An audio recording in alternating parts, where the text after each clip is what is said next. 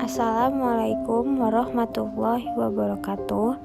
Perkenalkan, nama saya Widya Yustika, mahasiswi dari Fakultas Kedokteran Universitas Muhammadiyah Sumatera Utara, dengan nomor NPM 2008 260039. Di sini saya ingin menjelaskan tentang kelistrikan sel.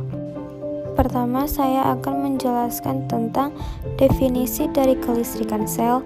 Yang kedua, saya akan menjelaskan tentang mekanisme kerja dari kelistrikan sel.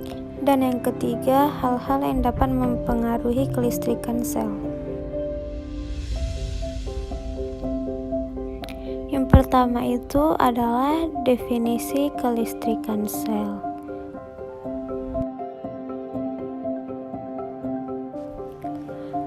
Listrik yang terdapat pada tubuh manusia itu disebut dengan biolistrik.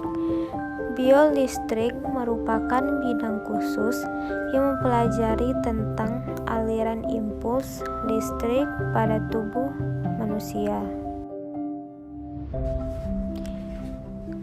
Kelistrikan sel didefinisikan sebagai kemampuan untuk memindahkan muatan ion-ion tersebut dari ruangan satu ke ruangan yang lain, dari dalam sel ke luar sel.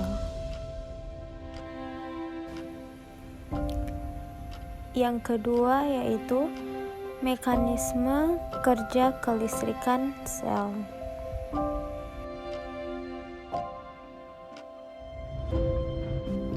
Saat neuron transmitter dilepaskan dari ujung akson suatu sel saraf ke dendrit pada sel saraf lain, maka impuls akan diteruskan ke sel saraf berikutnya.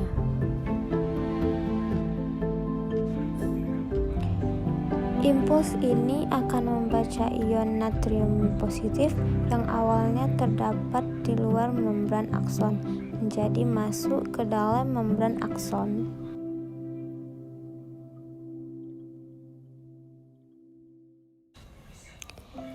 Membran dalam akson menjadi lebih positif saat menerima rangsangan listrik atau impuls. Impuls kemudian akan mengalir atau bergerak di sepanjang membran akson hingga ke ujung akhir sel saraf.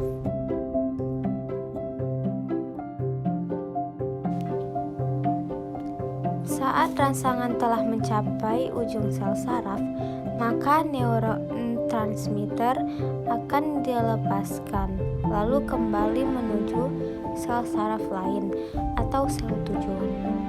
Tegangan listrik pada sel saraf berdasarkan keberadaan impuls. Yang ketiga yaitu hal-hal yang dapat mempengaruhi kelistrikan sel.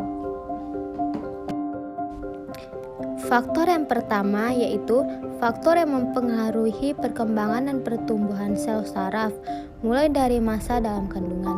Sebagai contoh, pentingnya asam folat dalam pertumbuhan kantong saraf selama perkembangan janin. Faktor yang kedua yaitu faktor yang diperlukan dalam pemeliharaan sel saraf agar dapat berfungsi secara baik. Sebagai contoh, keperluan nutrisi baik oksigen dan glukosa.